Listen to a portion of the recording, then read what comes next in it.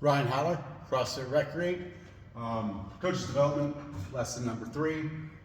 What we're focusing on today is we're going to be doing a Metcon, going from 20, descending all the way down to 5. We have power cleans, handstand push-ups, and box jumps. The power cleans are at 95 and 65. The box jumps are at 24 and 20 inches. A lot of scaling opportunities here today.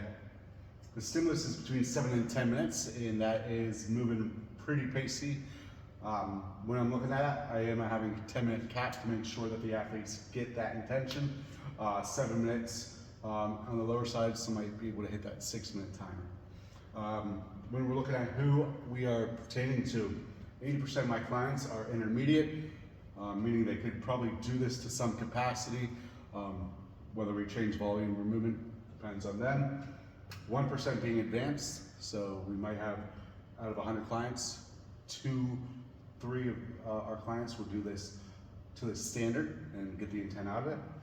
And then 12% being beginner. We've had an influx lately. The number would just, as of late, rise a little bit. So spend a little bit more time throwing a brief on this. And then I have injured or restricted. A bunch of our clients just simply have tight shoulders where they don't have that overhead capacity.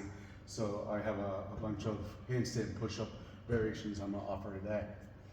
With 20, 15, 10, 5, the first thing I'm going to tell my athletes out of the gate is that everything here should be done in 2 sets or less in order to get that stimulus.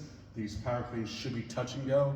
Not only should they be touch and go, but they should be touch and go for 10 reps 2 times to get me to that 20. Then the handstand push-ups should follow suit with that. So making sure that athletes are all right, feeling good with that cycle.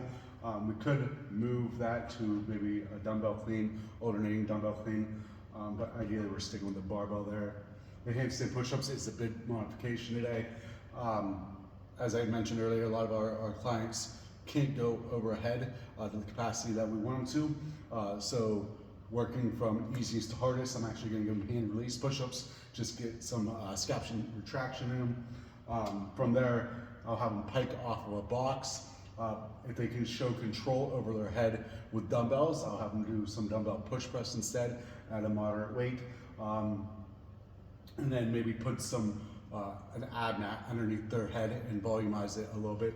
If they can do handstand push-ups, but maybe they can't do that many, where I just maybe do sets of 10 or something of that nature. So we do power cleans, set of 10, then we go back 20, then 15, 10, 15, then 10, 10, 10, and with 5, 5, 5. That way they still get volume. It's just a little bit more manageable for them. After that, we have the box jumps at 20 and 24 inches. I do want my athletes jumping if they have the capacity to do so. 20 and 24 is pretty standard around our industry. Of course, we can lower that box, even build up a couple plates that the athletes can jump on. If they're new and they don't really have a hold of the conditioning element yet, I really don't mind giving them step-ups. That way, after the power cleans and the push-ups, that they can kind of manage that heart rate a little bit easier. This should be 7 to 8 minutes, maybe 9 minutes for some, putting a 10-minute time cap on that. Any feedback is appreciated.